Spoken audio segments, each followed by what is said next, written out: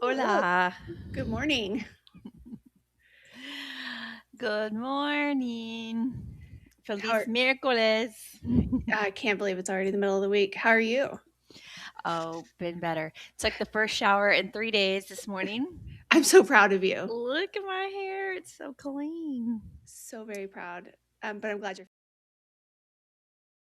For some reason the countdown decided to come back on. No? That's not what we want right now. Yeah, have a low energy. I've had a bit of a virus this week. Trying to get my electrolytes Good job. in my water. But as people will understand, sometimes taking a shower after you've been weak Hmm. can feel like a monumental task. So I feel like I have run a marathon this morning. But I bet you feel a little bit better. Just getting all the rinsed off. All I the know germs are gone. you always say that. I do. I don't I know don't. how you can't feel better after taking a shower. It's just a necessary annoyance. I was thinking about you when I was taking a shower. I was like, Heather's gonna think, "Did you feel better? Did you take a Yes. shower?" I just know I have to be clean. Yeah. That's all. Ugh, I can't stand the feeling gritty. Ooh. Gotta take a shower. Yes. But anyway, today's always a longer session because we have so many questions to get to, and today is a lot of questions So many. and lower energy. So I'm not as prepared with the visuals. So hopefully we can figure it out as we go. But before we do that, hard hitting news, breaking news, Heather. So much breaking news today. The big breaking news is that the kiosk that they've been working on for like 44 years in Norway is now open. And not only can you get, drinks there like normal, you can also get school bread there now. School ready to go. School bread to go, which is good because our friend Felicia was just there a couple weeks ago and said the line for the bakery was out the door. So you can still get it inside the bakery if you want to go inside because maybe you want like a frozen Viking coffee or whatever. But if you just want the school bread and whatever beer, and I think they have one cocktail now outside, you can grab that outside, and hopefully that will help the lines. Yeah, that is nice. Look at that. Yeah. That's the only thing new since Hmm. we last chatted yesterday. I need to stretch before we start these questions, though. Good grief. Well, there's a lot. But you There are know what? so many. When I was loading these questions up this morning, I was telling Abby, I was like, when there's not enough questions, it makes me sad. And when there's too many questions, I get overwhelmed.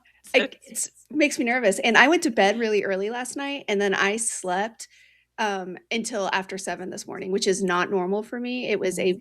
I got a lot of sleep last night. So I did not have as much time to run through them really quick to make sure I had an answer. So this could be me looking like a fool in real time. It's very Well, excited. let's start off gently with the place that you should always start, miscellaneous. Okay. What's your favorite Disney park? Well, it depends, I think. Because if I'm just going for like pure vibes and aesthetics, Animal Kingdom creeps into there. Mhm. If I want someplace where I can spend all day without necessarily having to go on a ride, Epcot. Mhm. If I'm going for nostalgia, then Magic Kingdom, of course, and then Hollywood Studios if it's Christmas. So I feel like it just kind of depends. Yeah, and I think I agree with you. And I think that this is just sort of a fun question, but in Hmm. reality, you don't really have to pick. So that's the good news. You can get a little bit of both or all. And I think that's super fun. I feel the same way about which do you like better, Disney World or Disneyland? Hmm. I don't have to pick. I really like both. Yeah, I agree. But thank you for starting easy-ish on the warm up. Easy ish. No wrong answers on that one. The next one is about DVC, though. Looking at purchasing DVC, what are some variable costs of ownership? I We are not DVC owners, so Mm-mm. full disclosure. I wanted to point to a couple of resources. So one is I did a whole podcast episode about DVC ownership with DVC owners, and that could be a really good resource. Another is Jen LaForge, who is on YouTube. Mhm. She does a lot of DVC content. I will say though that the one thing that I know from my research is those maintenance points because those can change year to year. So I think that's one of those big buckets, but those other resources are definitely way more well versed in the topic. Favorite park bags on Amazon: cross, bag, and backpack. Do Heather's the crossbody person. Yes, and in fact,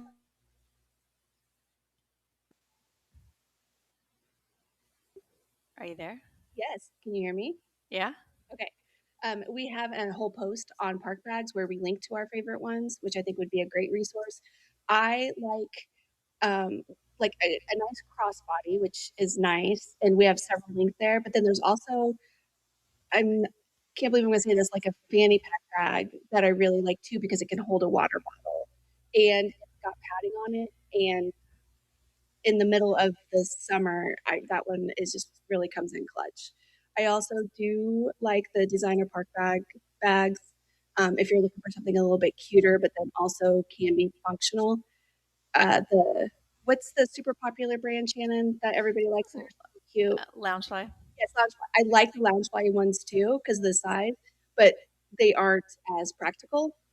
And I think that's where the designer park bag ones offer a little bit more practicality for being able to fit the things that I want to take into the park. Yeah. Yes. And these designer park coat bags are what you're talking about right here, right? That are kind of like Loungeflies, Yes. but they're bigger. I don't know if it's my connection or yours. Your audio is hard. It's hard for me to hear you. Can you Okay. now? I don't know if others are having trouble hearing you or not. People can let us know. Wait, can you hear me? Now I can. It sounded like Okay. you were talking into a paper towel tube. I don't know.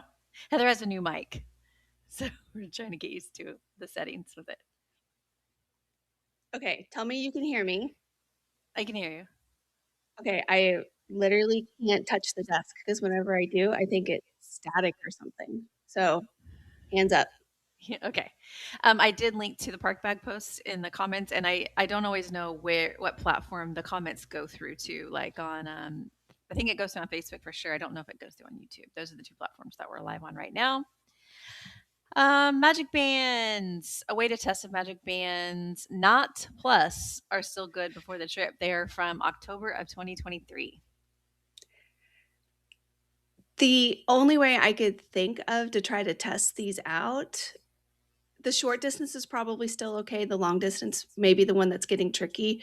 You could probably test the short distance, and that's what you would use to tap into the parks. The longer distance is what Mhm. is used for things like photos. Is if you want to play around, if you have like an iPhone, I know you can do this where you can set up your own routines using that same chip. Exactly what I was going to say. Shortcuts. Hmm. Yeah. So if you know how to do that, or you can Google it to how to set up shortcuts using your Magic Band and your like an iPhone, you could test the short distance one that way. I don't know of any way to test the long distance though. Yeah. With the long distance one, you're going to need that for ride photos and ride videos and stuff. And you may lose that because Hmm. that really requires it to work in a pretty strong way. And yours may not be at that level anymore. But on your phone, you can set up shortcuts to do fun things like when I tap my Magic Band to my phone, play Haunted Mansion music or something like Hmm. that. You can do it for fun, but also you can use it to test this To out. test. Okay. 3 days at Epic Universe. Should I budget for express passes? We are not Universal experts, but I will say that if we were going to Universal, we would be staying on site for at least one night. And if you stay for Hmm. one night, you get express passes on your check in and your checkout day. So you get 2 days of express passes, and that is often cheaper than buying the actual express passes. So I might consider doing something like that. Let's go into some general Disney World questions. Going the week of March 16th, do you think the parks will stay open beyond 9 p.m.? I think there's maybe a chance, but I think it's primarily just going to be Magic Kingdom. Hollywood Studios and Epcot almost always close at 9. Animal Kingdom usually closes 6, sometimes 7. Magic Kingdom is the park that usually gets its park hours extended, but I wouldn't expect for it to be like it.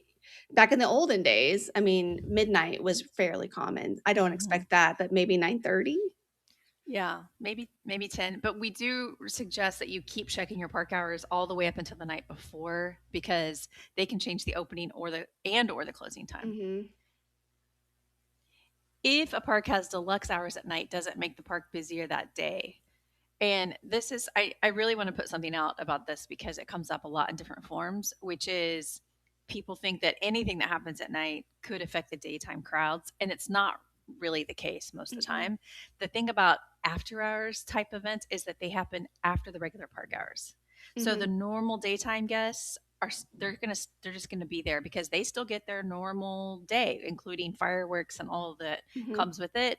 So in this case, no, it doesn't really make it busier. Some there might be a little bit of overlap at the end of the Mhm. day as deluxe guests come in, whatever, but it's really not that big of a deal. No. I wouldn't use it to base your park picks. When might you expect the release of fall, like October, room or package deals? That's a great question. Thank you for asking. That would be next because the current promos are through Yeah, almost up so to. Marchish Mhm. is I think what happened last year. So, it feels like it was second, third week of March last year when the fall promos were released. Please correct me if I'm wrong. Yeah, well, we have the history of it, so Yeah. I assume that's right. I do want to also just caution you that October is pretty popular. So Mhm. if they don't have to offer promos, they won't. But Mhm. if bookings are light, they will.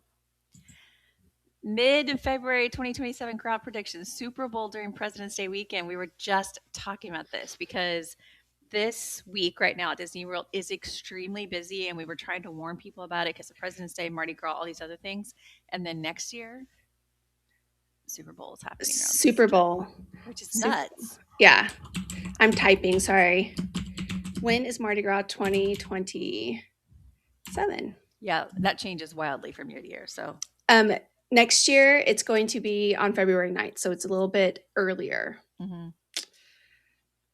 I mean, m- so we would say that February 9th is likely to be at least moderately busy that week. And then Mhm. President's Day week is going to be at least moderately busy. Super Bowl isn't going to play into crowds. Mm-mm. It's the opposite. The crowds are actually less busy on Super Bowl day. But February in general can be very busy for a variety of reasons. Yeah, and I would say that having these things split out isn't going to you're just gonna extend the amount of time where it's going to be busy, so look for that. Yeah. All right. Next general question. Tips for going to Disney World end of April with a 1-year old. Well, shall we look at our crowd calendar? Yeah. And that way we can see. I don't think Um, end of April is too awfully bad. We've passed, Easter and those holidays, so that's gonna be a plus. yeah. So we're going to scroll down to April. This is our crowd calendar, by the way, that I'm going to link to in the comments. Our crowd calendar. And then not only can you look at the crowd predictions, but you can also go get more information specifically about your month from here. So, like, you can see February links off to some February stuff, but we're talking end of April. So, end of April is what? Cheer dance competitions Mhm. mostly. That's gonna be the big thing there, and again, when Disney schedules those kinds of sporting events and youth sport events and Run Disney events, all those kinds of things are kind of a good indicator to when Disney thinks it's slower because they're doing things to bring people in, to book Yes. hotel rooms, and get people into the parks. So, it will be a little bit slower time of the year compared to the first part of April, as you can clearly see, because, Easter is one of the busiest times of the year. But in with a one-year-old, I think being very flexible is always a good thing, and planning to go slow. If your little one can't take naps in a stroller, um, being okay taking midday breaks so that you can get back to where they can have a nice, comfortable rest, utilizing the baby care centers that are in all the parks, knowing that those are there if you need a quiet place to feed your little one or to cool off or to change a diaper or to do any of those things. They also have some supplies if you forget them. What else, Shannon? Well, I would say we have the biggest guide, I think, to doing Disney World with little ones. And so I would really suggest that you make sure you read it before then because we have everything. We have strollers, we have the best Mhm. restaurants to eat at. We have What the rooms so look like with Pack and Play, so you can see exactly what your space is gonna be like and make plans for how you're gonna sleep with different, sleep schedules. yeah, lots and lots of stuff for I was just searching for all of our content. We really have a lot of stuff going on over here. But we Yeah. have a complete guide to traveling to Disney World with babies and toddlers. That's what it's called. So I'm going to just link again to that. Um, doing Disney World with babies and toddlers. Okay. And really recommend looking at that. Okay, next question. Explain how after hours events affect going to a park during the day. Pricing and crowds. Same answer as before. Yeah, they really don't. It's just that overlap period in Mhm. general, which is going to be towards the end of the night. And in general, people who are coming in for the after hours in the evening are coming for the nighttime entertainment, and they may do one or two attractions. They're not necessarily going to be going full throttle on the rides because they're going to have a much easier time of doing that when their after hours event starts. So, The only time the daytime crowds are affected is if the park closes early, like mhm. 6 p.m. early. But if it has regular park hours, the events don't really matter that much. Yeah, Do you think there will be more ticket deals for end of May or the rest of summer? I doubt it. yeah, I doubt it. I would not count on it. I think the next promos are going to be for after yeah. summer. Agreed. Stroller rental recommendations for bigger kids who are closer to 70 pounds. So, because we are data queens, Yeah. we have a lot of information about strollers as well. Mhm. And that includes data on the size of the strollers that are available. Mhm. And we have a whole spreadsheet. So, this is like comparison of bringing your own stroller, buying one, where to rent it, et cetera, et cetera. And then there's a spreadsheet that shows all the different options, including some that are 70-pound kid options. If comfort Yes. isn't your number one priority, the Disney World ones might work. Yes. But if comfort is a priority, you might want to rent one that accommodates a child of 70 pounds. We have the stroller comparison spreadsheet. And I'm gonna share the link to this because it's going to be hard to see. But like for instance, this one says Baby Wheels Orlando has strollers for up to 75 pounds per child. Kingdom strollers have options for kids up to 70 pounds, and special needs stroller can hold up to 100 pounds. Magic strollers 75 pounds. Orlando stroller rentals 75 pounds, etc. So you get the idea. And I'm going to do stroller options in the chat. But if you can't see the link that I'm posting in the chat, you can Google WW Prep stroller options. Mhm. And let's just remove that big spreadsheet from the screen, which does not, it's hard to read. Okay. Yeah. Okay. Tips for traveling in the heat. Um, I think my favorite tip is to try to get out of the parks during the middle of the day, if you can. And Yes. if you can't get all the way out of the park, I would then try to plan maybe a nice long lunch during kind of that middle of the daytime to give yourself a break in the air conditioning, and somebody can like bring you your water refills. But going early in the morning, if you can staying late at night. So when the sun isn't up, uh, drinking lots of water. What else, Shannon? Yeah, I mean, I am always hot and I am. I mean, I always have like a fan around my neck. I always have water. Hmm. And also, I have this term called lily padding that I use to describe going from air conditioned spot to air conditioned spot. Hmm. And that is what I really like to do. We do have a graphic of where to get out of the heat and rain Mhm. And this is kind of lily padding, is like, let me go from one cool spot to another. And so I really recommend that you are familiar. The things listed here are things that are completely indoor or the cues indoor, this sort of thing. Obviously, dining is another, indoor Mhm. dining is another good option. And I find Epcot to be one of the easier ones because it feels like there's just lots of individual buildings. Like self-contained areas. So if you go to the land, you can go on Soarin', you can go on Living with the Land, you can go see the show that's in there, you can eat, there's Mhm. bathrooms, like you can stay in there for a while if you need a little break from the heat or the rain. Notice there isn't much to do in Animal Kingdom because dinosaur is listed in it, isn't an option anymore. So Animal Kingdom, RIP. not a great option. Mhm. But Epcot is a little bit easier because you can literally lily pad from building to building if you want. Mhm. So that can be kind of nice. But sometimes the heat just be brutal. Yeah, Do minivans do airport pickups? They sure do. they do. They are not inexpensive. In fact, they are quite expensive, but it is definitely an option. Another one would be to do a private town car service that offers car seats.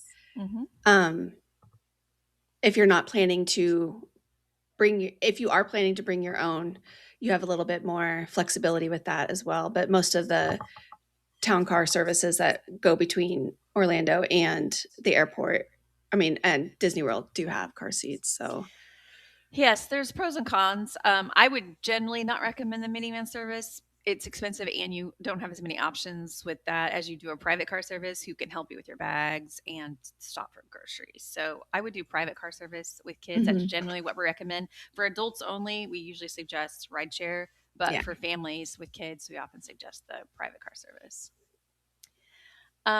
Seasoned Disney World traveler, but going for cheer in May and lost. Is there helpful podcast articles or info? I have done podcasts that Hmm. have information about going to cheer competitions. Um, what other resources are there?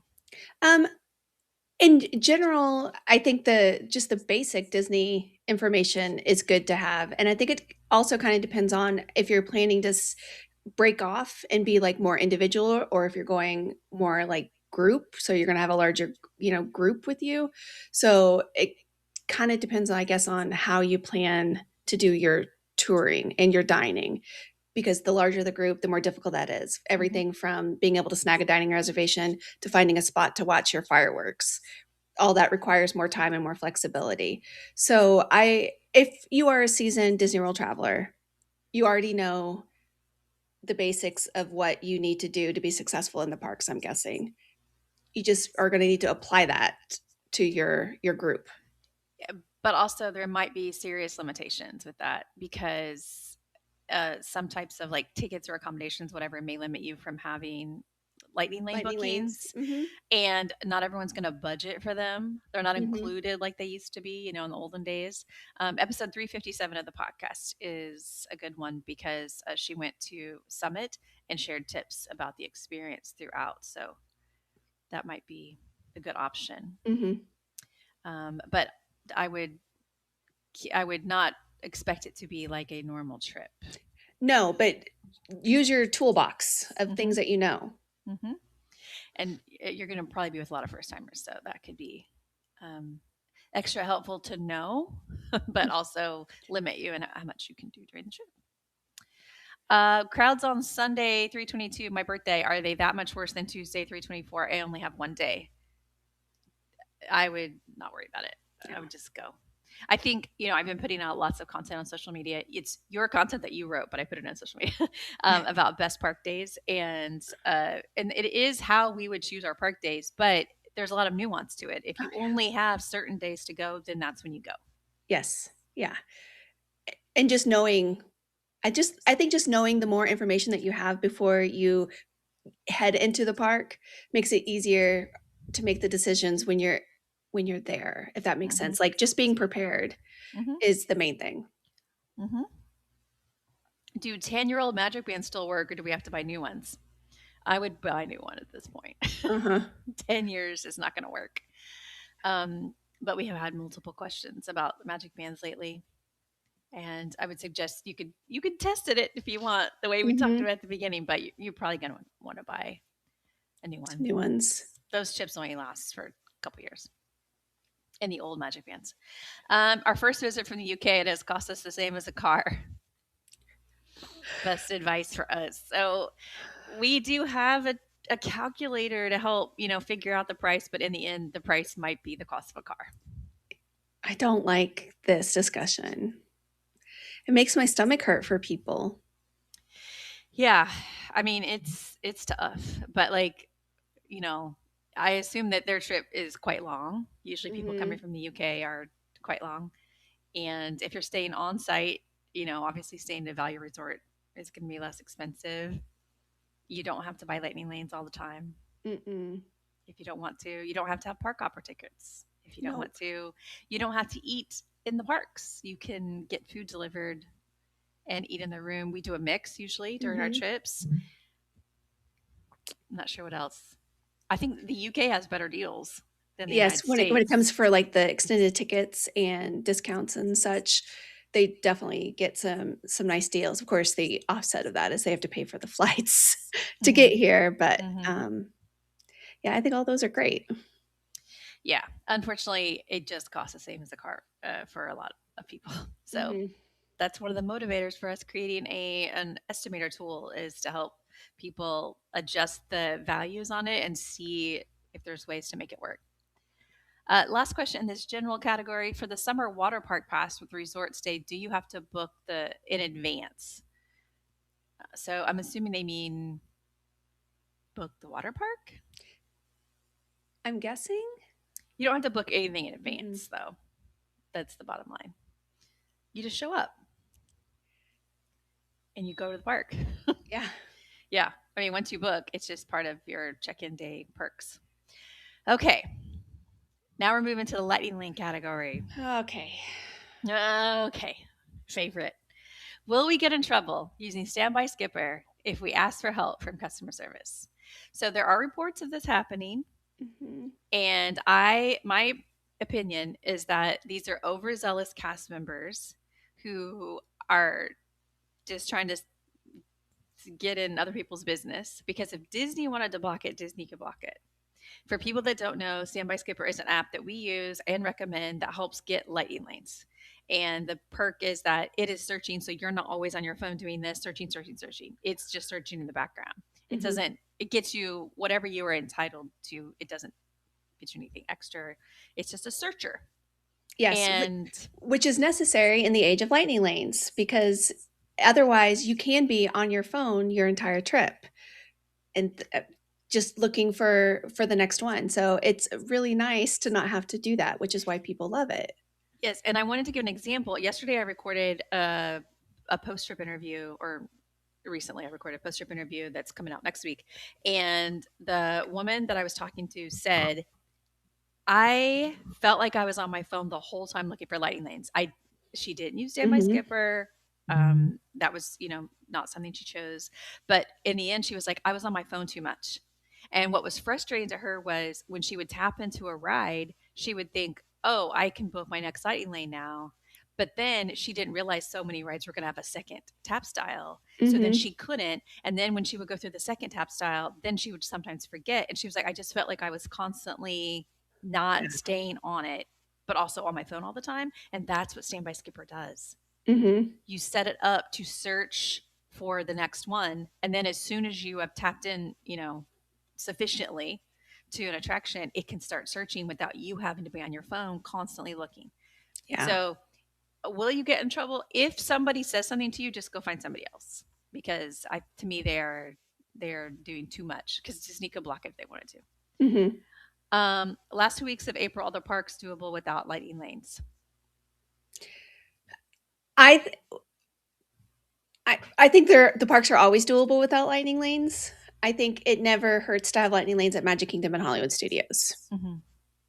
And I would add doing single pass at Epcot and Animal Kingdom. So Mhm. Guardians of the Galaxy Flight of Passage. Those lines are so long that if Mhm. you just want to buy some, I would do what Heather said, Hollywood Studios, Magic Kingdom, and then I would do Flight of Passage and Guardians of the Galaxy. Agreed. It's expensive. I get it. It saves you a lot of time. Yeah. Best lightning lane picks for kids who don't love thrill rides. Some of the rides that are most popular are not thrill rides. Most of Hmm. the thrill rides are popular, but for instance, Peter Pan's Flight is very popular, and Hmm. so that one you would need to figure out either a lightning lane or a rope drop type of option. Yeah. Over at Epcot, I think both Frozen Ever After Mm-hmm. and Remy's are good options for the same thing. Um, Animal Kingdom, of course, is a little bit more challenging, but you've got Navi River Journey and the Safari over there, which are great for kids. And Hollywood Studios, Mickey and Minnie's, um, Mm-hmm. the what's the Mickey Beach Runaway Railway. yes, no, but what's the one in Toy Story? Oh, Midway Mania. Nope, just Oh, Toy Story Mania. No more Midway. Toy Story Mania. And even Alien Swirling Saucers. yeah. Yes, there's lots of them that are good for kids that aren't Mhm. thrillers. So, Yeah. and again, we have lots of articles and graphics, and one of our most popular pieces of content is our cheat sheets or our lightning lane guides, and I save them to my phone so that during Mhm. our trips I can use them, and it tells you what the best next best lightning lane is. Rider swap with lightning lane. Can two people ride with a swap? So it's the when you're using rider swap, you're staying back with somebody who can't ride. Mm-hmm. And so you've got the person, at least one person who is staying back with the person who can't ride and then the person who can't ride. And you've got at least one person going on the ride. The person who's staying back doesn't have to ride alone. They can go with somebody who's already ridden before. Um, so you can have it's two people, but I don't know if they're saying can you bring the person who couldn't ride plus two for a total of three or Yeah, just the two? it's just a total of two. Yeah, so just a total of two. Yes. So we have once again graphics about this stuff.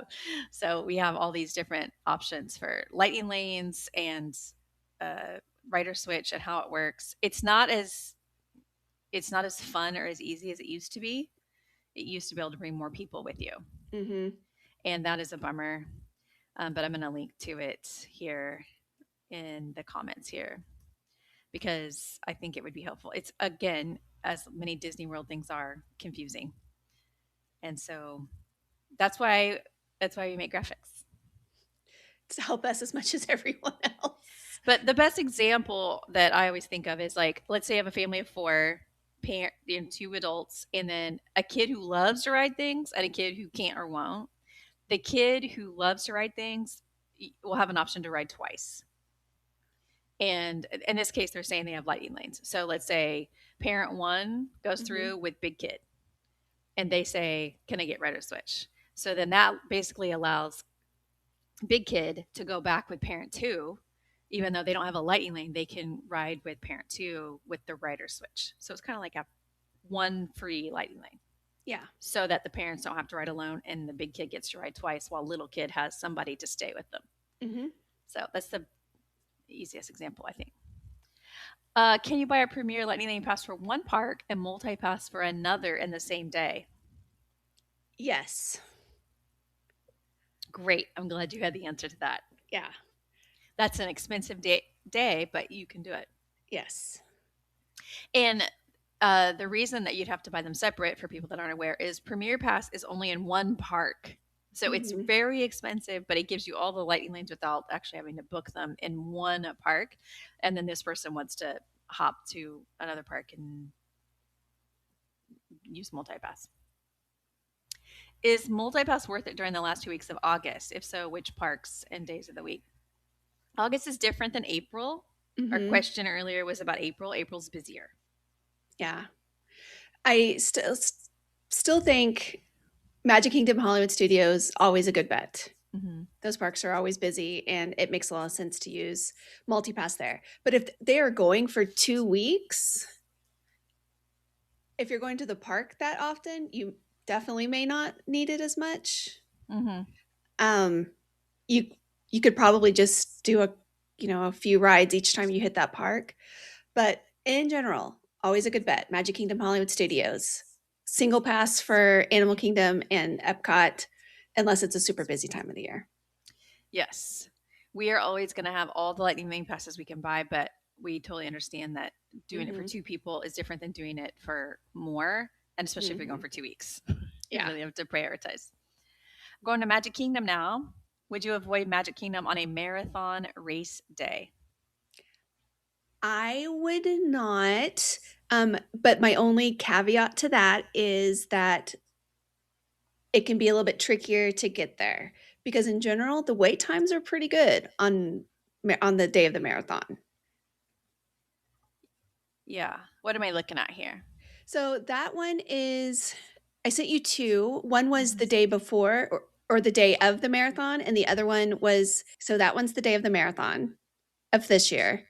You can see Mhm. the average wait time is that line up above and then where the color is down below, that was Mhm. the actual wait time. And then the Mhm. other one that I sent you was Mhm. the day after. And you can see where things are way more aligned and that average wait time is more what people actually saw. So that's just saying that on marathon day, the wait times are a lot lower than the day after the marathon day. The caveat to that is it can be tricky to get there because there's so many roads that are closed. Mhm. So you have to take that into account that it could take longer on a bus. If you are staying on property and you're like on the monorail, you're going to have it easier. If you want to take a minivan, that's probably easier because they are going to know how to get around those road closures a little bit better. Plus, you're going to get dropped off closer to the front because minivans can do that. They drop you off there where the buses are. But if you can make it there, go the day of the marathon. The day after, the park will be full with people wanting to get their Metal Monday pictures in front of the castle. So the answer to this question is you wouldn't avoid it. You would go to Magic I Kingdom. would go. Okay. But it just could be tricky getting there. Hmm. Okay. So crowd wise, it seems like a good option. Okay. Starlight Parade, 7:45 on Main Street, and then post dessert fireworks dessert party. Is it doable? I would book the post dessert fireworks party for people that, or it's actually post fireworks. Anyway, so for people that don't know, there's a dessert party that where you go beforehand and eat desserts, and then you go to the fireworks viewing, and then the post one is you go to the fireworks viewing area and then do desserts afterwards. But it's the same viewing space. I would book the post fireworks dessert party, check in as soon as possible, get Hmm. your wristband, and then I would head to either that area to watch if you want to, or Hmm. you can get your wristbands and then go out to Main Street or somewhere else. Yeah, I think that's a good plan. But what Disney tells you is your check-in time, it's actually usually earlier than that. So in Hmm. the app or whatever information that you have about your check-in for the dessert party, I would check in 30 minutes before that because you can do that because we're Yeah. we're always early. They're always there. Another Magic Kingdom. First timers with a 4-year-old girl and 2-year-old boy book Beauty by Boutique for the 4-year-old or skip and enjoy the other magic. Um, I gotta tell you, they grow up fast. And I think you do all the things you can afford to do while they're young. Yeah, I would agree. I would agree. It doesn't take little ones too long to not be into those kinds of things. So if you think Yeah. that they'll love it, I would do it. It's kind of a running thing on the podcast with my interviews with people. It's that people recognize the age of their children based on how different they are since their last trip. Your 4-year old, if you get to go again, is not likely to be into the same things. Yeah. And it's hard to imagine your little one not being into princesses, but they grow out of it. Hmm. So I would do as much as you can afford to do while they're young. A lot of people like to pair Biddy by Boutique and Cinderella's Royal Table so you can get all the princessy castle things done together. And that's a fun combo as well. Yeah.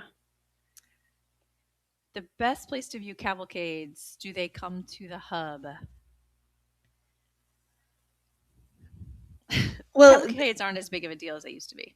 No, they and they do when the Hmm. ones that are there, like the Adventure Friends, I think is the one that's still there, the main one. There's also um, like sometimes they'll do like a rainy day one, smaller one, but they follow the same route as the daytime parades. Yes. And a part of me wonders if this person actually meant the parades. The But parades. cavalcades is not a word that most people use. So Hmm. maybe they did mean that. But we, as usual, do have content about this. And I just wanted to pull it up because we have all this information about the best viewing spots for fireworks, the best viewing spots for parades. So there's Hmm. lots of good information. If you want to just Google WW Prep and parade views, Yeah. you're going to find us. All right. Related, best place to see the projections and Magic Kingdom fireworks show. So we have a place that we really like, Hmm. and it allows you to do parade and fireworks if you want. Hmm. And it is in the hub. In the hub, kind of off to the side. And this is going to be like general advice for anytime you're trying to see fireworks, projections, whatever, is you don't want you want as straight on as possible, and you don't want it as fewest thing as possible between you and what you're trying to see. So for Magic Kingdom, they're along the hub, um, right where Shannon's kind of circling there is kind of our preferred spot because it's a great spot for both parades and for the fireworks. Yeah, and we will get a spot, and I'm purposely pointing to this side of the hub because it's better than this side for both. But anyway, this is where we usually sit. And we will sometimes we even have a blanket to put down for just for our two Mhm. spots. And we will come and go. Like someone can run and get snacks, someone can run and get to the bathroom. We mobile order from Casey's Corner, which is right over here. You just kind of pop in and out and Mhm. you can see fireworks and parade from that spot. But it is a great view of the projections. Yes. It's kind of a good view of a lot of stuff right there. Okay. Let's see. Next question. Headed to Magic Kingdom the first and last full days of our week trip in June. Scheduling tips. Well, if you've got 2 Magic Kingdom days, you're already in a great spot because then you're able to kinda split the park up into halves. In general, I think we usually have touring plans that have you, focusing one day primarily on Fantasyland and Adventureland and Frontierland, especially now because there's not as much in Frontierland. And then your other day focusing on Tomorrowland and rewriting and Liberty Square and rewriting your favorites. So if you can do that and split things up, that means one morning, if you do early entry, you can focus on Fantasyland. Then the next day, you can focus on Tomorrowland, knock out what you can during early entry, and you should be able to get most everything done with 2 full days. Yeah, that's generally what we recommend because of the number of attractions. 2 days is usually pretty good. So you'll be good. And a lot of people do like to book in their trips with Magic Kingdom. It feels Mhm. like the best way to start and end a trip for a lot of people. So that makes a lot of sense. Any chance Buzz and Big Thunder will reopen for spring break? I don't know. I don't know. I don't think so on Big Thunder for Mm-mm. sure, but Yeah. we I don't mean, we know. can always hope. I will hope. Yes, it's coming up soon. Hmm. So I'm going to guess probably not. I would just count on it not them not being And think of how surprised you'll be if they are. open. We are going to hop over to Hollywood Studios. Okay. Do you think Roundup Roadie will ever be added to the Fantasmic Dining package? I don't think it'll be added until there's something else more popular there. I think as long as it's kind of difficult to get reservations there, it won't be there. Um, and yeah, that would be my general thought. Yeah, I don't know. Maybe it's not popular, or maybe it's too popular still that they Hmm. don't have to worry about it. because what they use the Fantasmic dining package for a lot is to fill spots that aren't otherwise taken. Yeah, So that's my guess, is that it's full enough. same. Okay. Um, which Droid Depot appointment? 10:30 or 3:20 early entry? We have 11:45 sci-fi and 4:30 at Oga's. Well, then I think that 3:20 will work nicely, won't it? I think so too. I think the other advantage of that is that you don't have to carry it around. Yeah, carrying it around all day. Yes, that's a great point. Because what are you going to do with it? Mhm. When I do my trip report podcast, I people will say I'm going to Droid Depot, and I go, "What are you doing with it?" Yeah.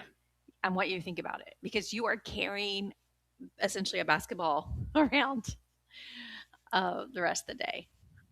So yeah, 3:20, and then like not only you don't have to carry it around, and you're going to be right there near Oga's. Mhm. So I think that makes a lot of sense. Yeah, I like this one. Pick 3 lightning lanes at Hollywood. Like me personally, Yeah, I guess. okay, then I'm picking probably Mickey and Minnie's Runaway Railroad. I'm picking that Mickey and Minnie's one because Slinky Dog kind of makes me sick, and I'm picking Toy Story Mania and Tower Terror. I am picking all of Toy Story Land Mm, you're being because smart. I like all of Toy Story Land to be booked, and I don't want to deal with it until Lightning Lane time, because I prefer to go to Mickey and Minnie's Tower of Mhm. Terror at early entry, or both if possible. And then Galaxy's Edge, you know, you've got single pass Lightning Lane for Rise. You can do single rider for Millennium Falcon. So I'm booking all the Toy Story rides. It's very strategic. I'm just booking with my heart. That's just what you like to do. Yes, that's what I like to do. I'm booking with my heart. Well, this person didn't say pick 3 Lightning Lanes that are good for me. They just said pick 3. Yes. So we are just picking 3 Uh-huh. because that's what we're doing. Okay. But we do, of course, have Lightning Lane recommendations. I'm going to have to be able to spell the word Lightning Lane to post the link, though. Lightning Lane. Okay. We have so much good information about lightning lanes out there. Okay. Mhm. Are the movies a sci-fi dine-in theater scary, or the old Disney cartoons? They are kitschy sci-fi things that are backed with like fun music. And do you think they're scary? Well, I just the podcast I just recorded, they did. Are you serious? Oh no. They didn't enjoy it because they thought it was going to be kid friendly, and it wasn't. And the kids, they were like, "It's too loud. It's too spooky. It's not really what our kids are into." They Oh. had 3 kids between 3 and 9, and they're like, the kids just didn't enjoy it. They thought that it would be more kid like. No, yeah, and it's really just like old videos and stuff from the 50s when everybody was in that UFO thing. Like Yeah, everybody wanted UFOs, mid-century kind of stuff. yeah, and I actually really like it for going with teenagers, because sometimes on a trip you just all need a break from each other, and it can be really nice because you're sitting in a car and you're all facing the screen. Uh-huh. And it can just be like a really nice break from And it's having. quiet. Having that stuff playing makes everybody who is around just talk quietly, and so I like it because it's dark and it's quiet, Yeah. other than the sound of the movie playing, which I can tune out. Yes. Okay. So, last Hollywood Studios question: best Phantasmic dining package for family with young kids, but we want good food. Okay. So, here's your options: 50s Primetime, Mhm. Hollywood and Vine, the just mentioned Sci Fi Dine In Theater, Mhm. and Hollywood Brown Derby. I think 2 of these are good with kids, and they have good food. Which 2 do you think? 50s Primetime, Mhm. good comfort food, and 50s style kitschy. And Uh-huh. then Hollywood and Vine is character meal. Yes. I think both of the I would agree with that. I also like 50s prime time because they do have the TV at the table, which Mm-hmm. they're usually playing like Leave It to Beaver kind of things, which can be a distraction for kids, and you might need that so that they have something to kind of keep them occupied. The only thing I didn't like about buffets when my kids were little was, depending on their age, was that it can be kind of a hassle to do buffets with little ones. Oh, 100%. Which is why our favorite character meals are not buffets Mm-hmm. because of that. But if it feels like multitasking to you to Yeah. like have food, characters, and a fantastic dining package, Mm-hmm. Hollywood and Vine. But if you want to sit and have food brought to you, then 50's prime time. 50's prime time. We have one more part question, and it's Animal Kingdom. How come Disney doesn't discount tickets if they close down lands? Because they don't have to. Sadly, they don't have to. I understand it feels like it Uh-huh. would be more fair. Like I'm getting fewer attractions for the ticket price, but they just don't have to. They don't have to do that. People will So, still go. yep. Although I would not personally go to Animal Kingdom if I was going right now between now and like end of May. I probably wouldn't. It's just not, there's not a lot going on.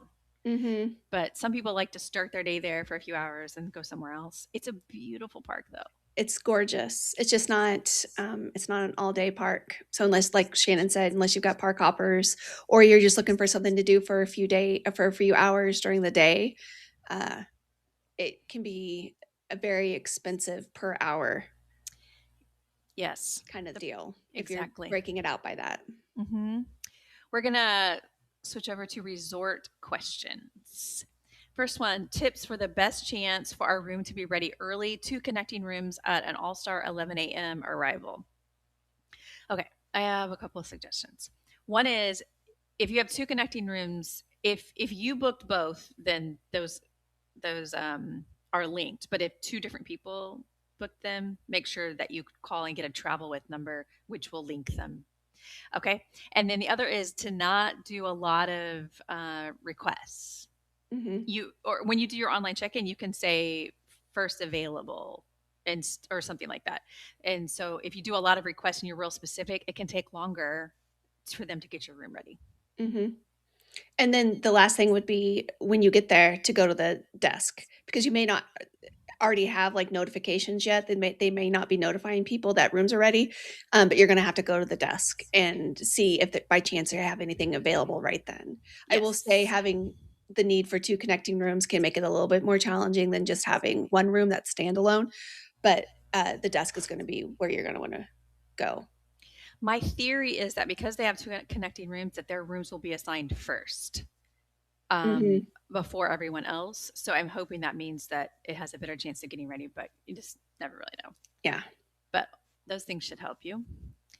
A good off property resort or group of homes that can sleep a large extended family. This is how Heather used to travel. This is how I used to do it. So we did our first trip and we stayed on site at Coronado Springs. And then our next several trips we did with like extended family, and we wanted all one space, and my kids were bigger and we needed more area and more room. So we have stayed, I don't know, like 4 times over at Windsor Hills, which is very close to Animal Kingdom. It's just really, really close over there. Of course, off property, but they have a variety of housing options there. They've got like full houses, they've got townhomes, and they've got apartments, and it's all privately owned things. So those are all on Vrbo or Airbnb. You can find those over there. And then I think another good option would be Bonnet Creek. We love Bonnet Creek. Yeah, and I think they have up to 3-bedroom ones there, but they also have 1 and 2 bedrooms. So depending on your configuration, you could split up into a couple, if you needed to, a couple different rooms, and those are all apartment style with, full kitchens, washer dryer. Um, I think the 2-bedroom and up have 2 bathrooms, so that is a great option too. And that one is very close. It's right there next to Caribbean Beach. I wanted to show an example of what Heather was talking about with Windsor Hills being really close to Animal Kingdom theme park.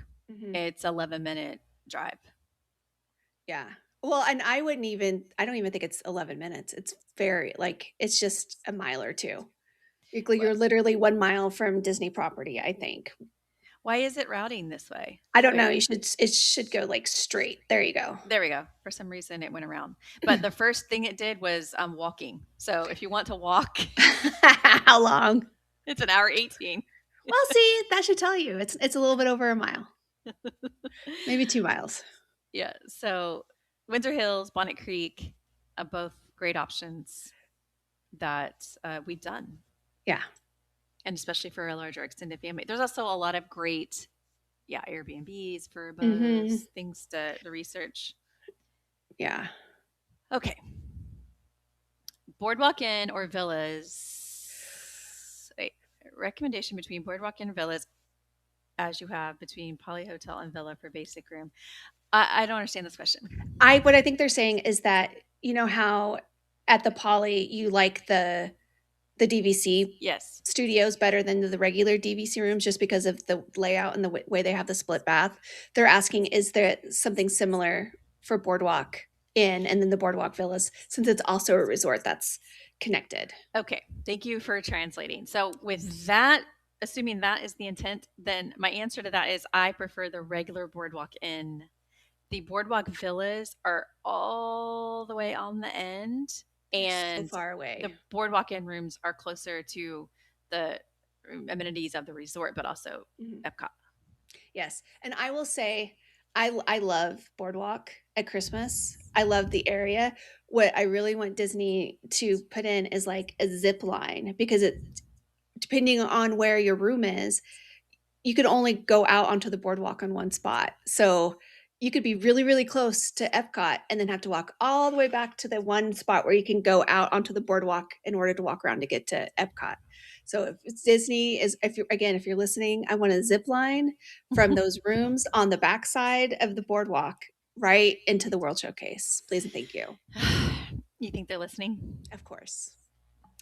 Best Animal Kingdom Lodge dining options, all of them. All of them. If No you are bad option. if you are staying at Animal Kingdom Lodge, you have to eat there because the food is so It's law. freaking delicious. Okay, so in Jumbo House, you have Boma, which Mhm. is a buffet that is large. I think widely considered the best buffet at Disney World, and it's no character. So Mhm. buffets without characters aren't common, but this one is, and it has a good combination of like basic food and adventurous food. Mhm. So I feel like it really can kind of cater to a wide variety of people. Right next door to that is Jico, which Mhm. is a signature restaurant. So if you're into fine dining, it is right there. Yeah. And then over at Kidani is Sanaa. Sanaa is incredible. It's a table service restaurant known for bread service. Mhm. You get to see animals. Yeah. It's just beautiful. It's peaceful. I think all the restaurants there, even the buffet. I don't know how they've made a peaceful buffet, but I think the buffet is peaceful. Sanaa even has food to go. So if you don't want to commit to like a sit down Mhm. restaurant, you can still go there and get some things and take it back to your room. The Mhm. quick service is still good. It's good food, Yeah. really good food, all of it. Will deluxe hotels be sold out if your bounce back is 7 months from your trip?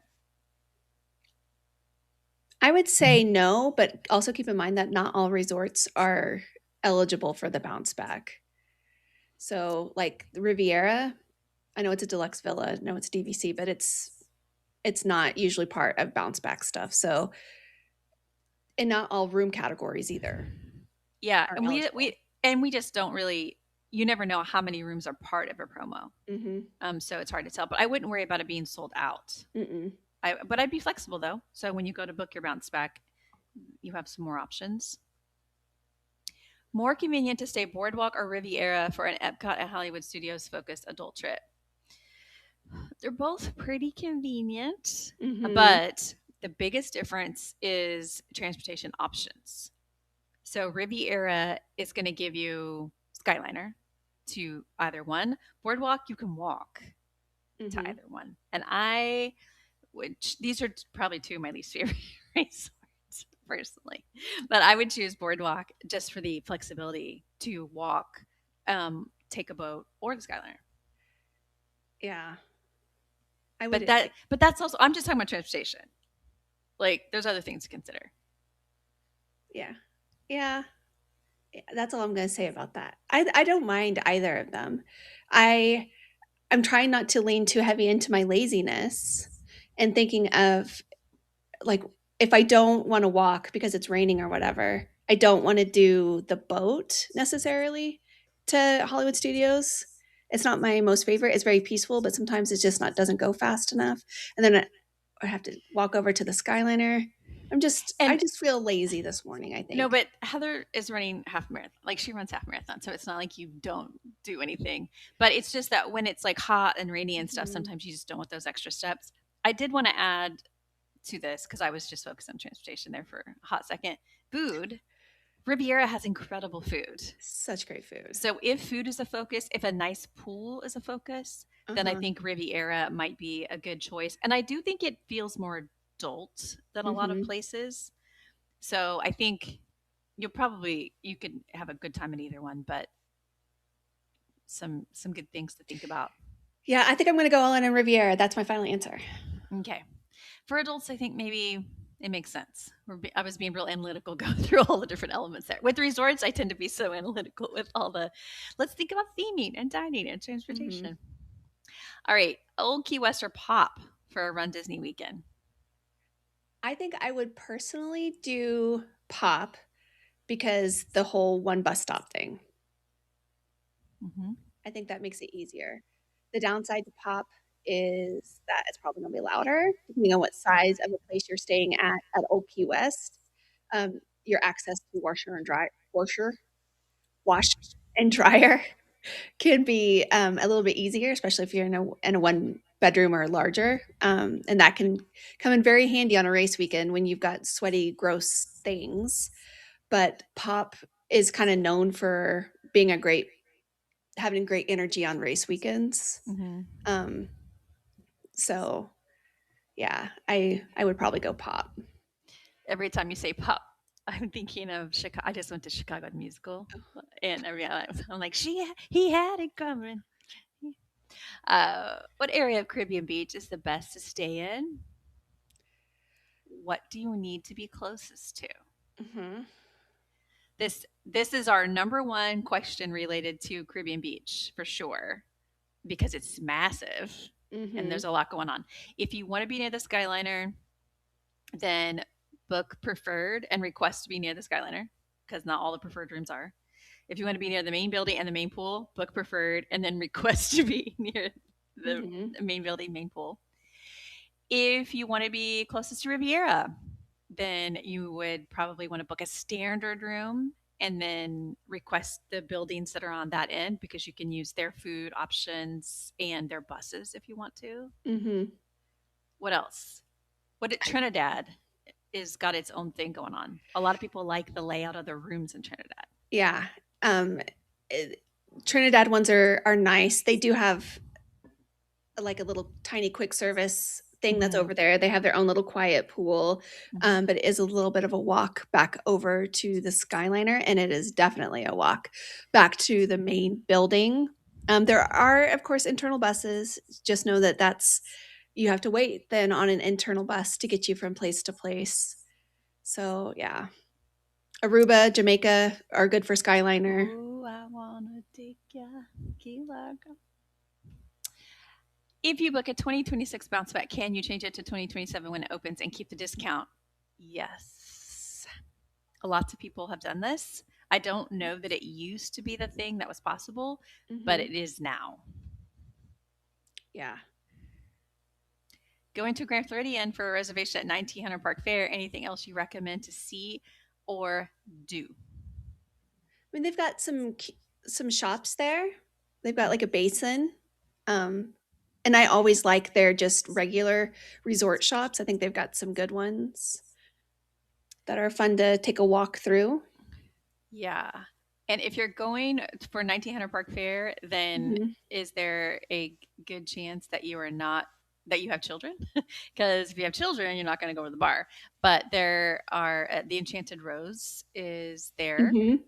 and that can be a nice stop for adults anyway. Yeah, and if it's in the evening, you can catch the fireworks from the dock there. Yes, that is nice. So we have these resort tour ideas. And we have, like on this one, there's piano in the lobby. You can walk on the beach, relax in a hammock, shop at Basin White. There's fireworks views. You can go walk to the wedding pavilion. At night, there is electrical water pageant, movies under the Mhm. stars, et cetera, et cetera. So the resorts on the Disney World website have PDFs of resort activities. So you could, if you wanted to, go on to the Grand Floridian page on the website, look for the PDF under the activities, I think it is, tab, and it'll tell you what's going on activity wise Mhm. specifically. But there are some shops and things to do. Should we drive to the parks from Saratoga Springs?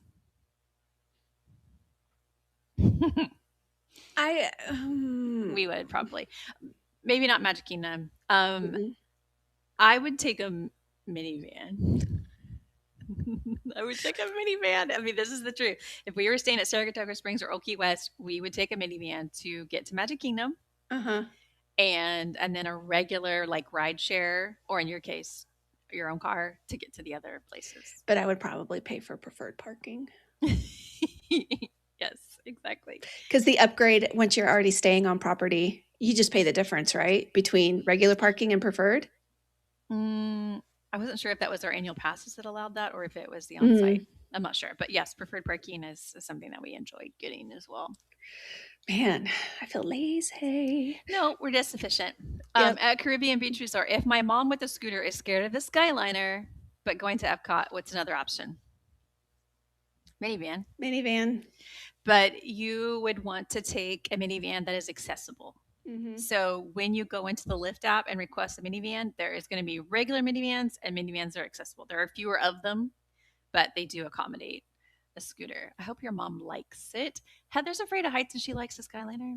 Yeah, it's something about the fact that you're in general looking further out instead of straight down that makes it easier for me. If I like try intentionally to look off to the side, like more like you're looking off a building kind of aspect, I don't like it so much. But just sitting in the seat, the only thing you can really see is far out in the distance, and it's not so bad.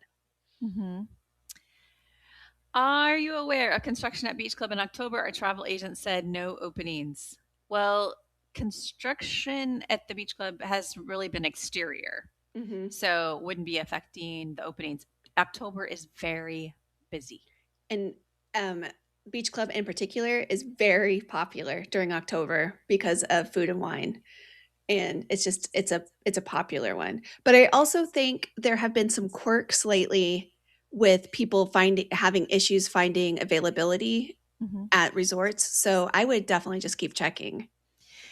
This person said it's their travel agent. You know, if the travel agent tell you something, you can go online yourself and check because they have it's the same system that you use that they use. So Mhm. it's not like it's more inventory. You can check as well. But it doesn't surprise me that there's no availability. Staying at Pop for one night, solo trip, and my birthday. Dinner recommendation nearby. I would Skyliner over to maybe Topolino's. Okay, so she's talking about Riviera Resort, Topolino's. Mm-hmm.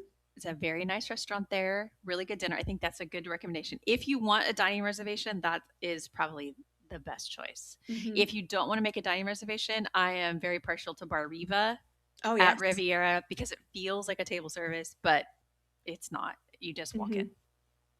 And they have good food as well. But yeah, Riviera is the best food place. Staying at Caribbean Beach soon. Where should I order groceries from? Snacks, breakfast, etc.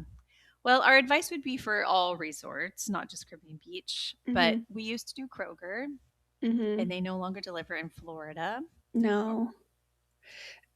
If you already have access to a service, some people's like credit cards or whatever, you get free like Walmart Plus. I would go with whatever you have that is free for you if you have that. Otherwise, we do have a whole list of all the different options that are available. I think probably Walmart and Instacart are the two most popular. So there's also, though, if you don't want to go with one of those bigger ones, there's some like smaller companies that offer the same kind of service. And we do have several of those listed as well. Yeah, the ones that we have listed as the best choices are Walmart, which if you already do it, as Heather said, is good. Amazon, grocery delivery, Mhm. Instacart, food delivery apps like Uber Eats, DoorDash, Grubhub, etc., and then local delivery options like Garden Grocer, WeGo Shop, Dizzy, Dolphin Delivery. Those Mhm. can be more customized because you can literally tell people, um, specific things that might be harder with like an Instacart person. Mhm. And I'm trying to remember what are we gonna do from now on? I think we've talked about it a little bit. We haven't like come to a decision. So, I'm an Uber Eats person a lot. That's how I literally order groceries. That's how I'm ordering our mhm. groceries here today. I think the problem I run into with like both Uber Eats and Instacart is that the price differences kind of start to get on my nerves. Like sometimes it's a little bit more expensive to use them. So, Do you know what we did here in Mexico? We don't have a car, so we took an Uber to a grocery store here. We bought mhm. all the groceries we wanted, came home with our groceries in an Uber, and I typed all of the items into the Uber Eats app and Mhm. compared my Uber Eats total to my real life total, and it was the same. So it depends on the stores. I would say it would totally depend. And Instacart's gotten into some bad trouble recently for or some bad press for some of their pricing practices. So maybe they're going to be better because That was they were That's Uber Eats. So I don't know about Instacart, but yeah, so let's we will maybe we'll do some research on it. it also depends who you're traveling with because sometimes I Mhm. travel with someone who eats primarily plant based, and the snacks that are required there are only available in certain stores. So then Mhm. it's like, well, now I'm using Instacart because now I can be more specific about the like plant based snacks. But yeah, any of the services you can use at home are generally available, just not Kroger delivery. Yeah. RIP. Hmm. Is dining plan worth it, or should I save the amount of money I spend on my own? So much food not eligible on the plan. I think that's what that says. Or some food. Okay, So much. some food not eligible. Okay, we have a calculator for this, and I would suggest using it because you can Mhm. pop in your dining options. But the answer to is the dining plan worth it is probably not. And Although your kids are free. yeah, and they fit into the right age range for that, which is only 3 to 9. And if you generally go all out and you like to order a drink and, you tend to order the more expensive things on the menu, then maybe. But if you're the kind of person who is happy one meal to have just an appetizer and a bowl of soup, or you never order alcohol or any specialty drinks, the chances for it to be worth it to you are not great. Yeah, and it's why we ask these questions on the calculator. Do you drink water, alcohol, fountain drinks? How many snacks per day are you normally purchasing? This kind of stuff. Mhm. Because if you don't normally eat or drink like this, then it's going to really impact the value of Mhm. it. And then, the actual restaurants that you eat at are going to matter. And after you put everything into the calculator, then we'll tell you no dining plan, dining plan. Yeah. So I would highly suggest checking out that. Um, but you've really got to do the math on that. Sometimes it's just a mental thing. Sometimes people just like knowing their food's paid for, I totally get that. and that's okay too. But if Mhm. we're talking purely financial, usually it's not worth it. So I keep referencing this podcast trip report that I just did. They're a family who normally would bring sandwiches into the park sometimes just to keep it simple and not spend a lot in the parks. But because they have 3 kids that got the dining plan for free, and they wanted to do character meals, they were like, "Yeah, we're going to do the dining plan." And so Mhm. they paid like $800 for a week. So it wasn't too bad for No. like for a dining plan. And so like financially, yeah, it was worth it for our situation, especially considering the character meals and Fantasmic dining package and all this stuff. But we probably aren't going to do it again without Mhm. with our kids not being free. And their oldest is going to be aging out. So it totally depends on the situation. It made a lot of sense for her. We have just a few more questions. Um, didn't book Roundup Rodeo and now it's not available. Do more slots become available 6 weeks ago? If you're 6 weeks out, absolutely. Yeah. Lots of people book lots of things when their dining windows open, and then they start making tweaks, they start canceling. I would use if you want the easiest way to track it, I would use one of the dining services, and have those do some of the work for you, and then you'll just get an alert for when something is opened up. I did a YouTube video comparing dining alert services and came away with the conclusion that Mouse Watcher was the most effective. And with Mouse Watcher, you can pay around $5 for one alert and Mhm. then just let it notify you when something pops open. So you can do it that way.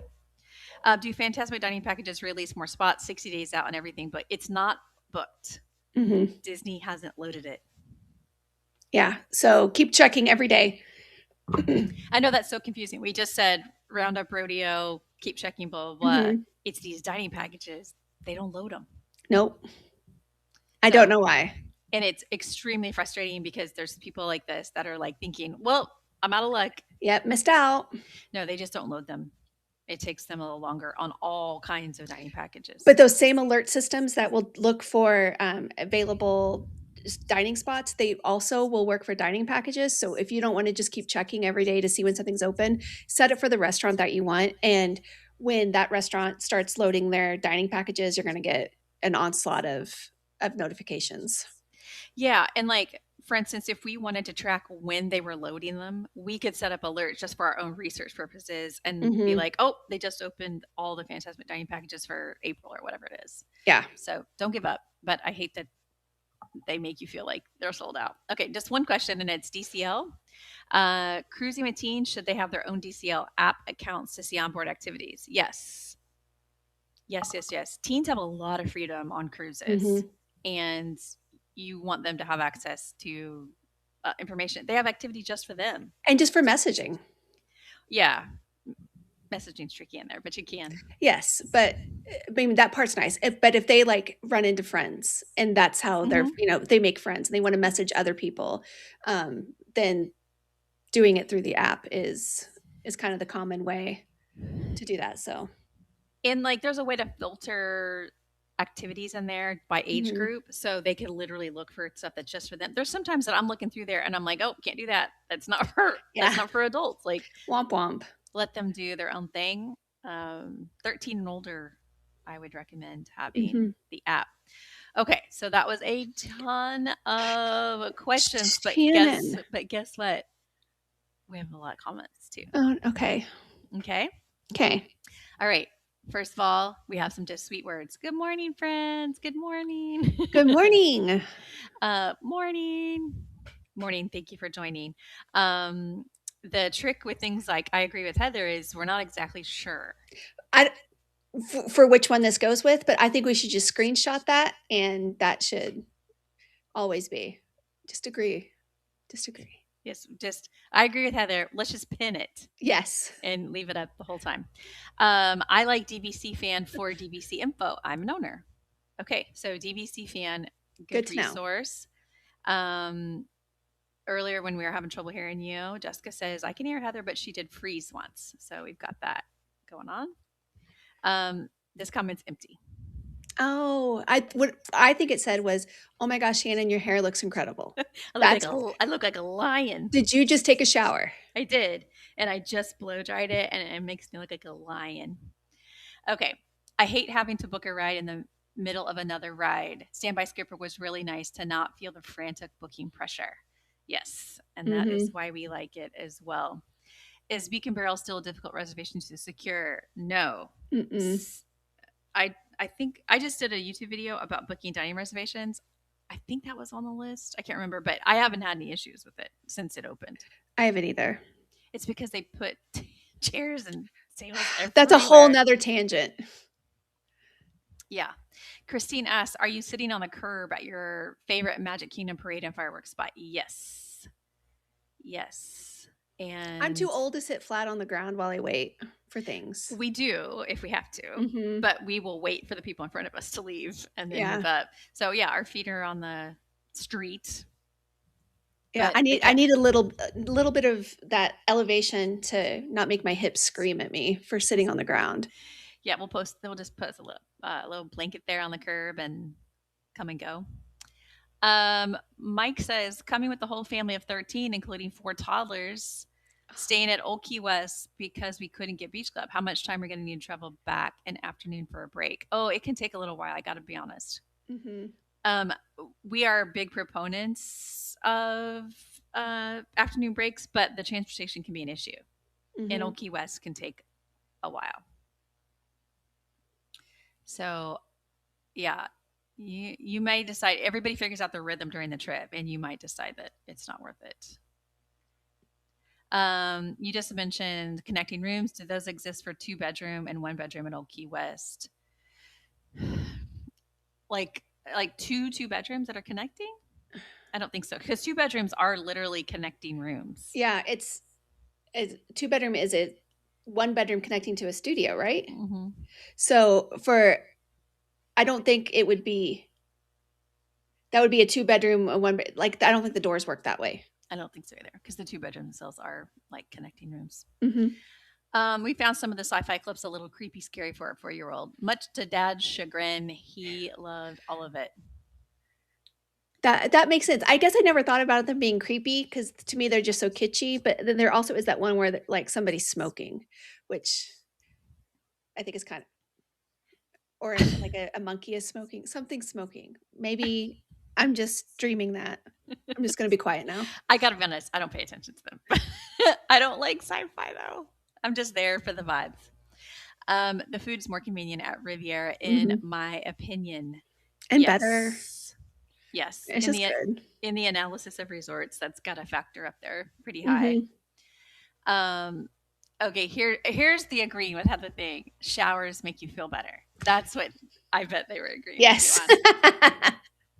But this is just a routine with us, though. Heather's like, "You took a shower. Do you feel better?" I'm like, "No, no, I don't. I don't know why you're asking that. I just don't. I'm never going to feel better. I just don't want to stink. That is it. All right. Last question. Hardest reservation for my March trip was Wailulu Grill. Still waiting for a good time with using Mouse Dining. Yeah. They have reservations now. Yeah, and it's new and everybody wants to check it out. So it's still in that phase of people wanting to check it out. Hopefully it'll die down a little bit. Yes, but definitely use those alert tools. If you only have one alert that you need, like just Wailulu Grill, it's super inexpensive. So, and it can save a lot of stress. Yeah. Okay, my goodness. That is it for today. I'm really glad we're both taking the rest of the day off because my brain needs a break. Okay, we will be back tomorrow to talk about whatever news comes up and whatever else is on our mind. Thank you, everybody, for joining. Thank you for everybody's questions. Hopefully that has been helpful. Yes. Bye. Bye.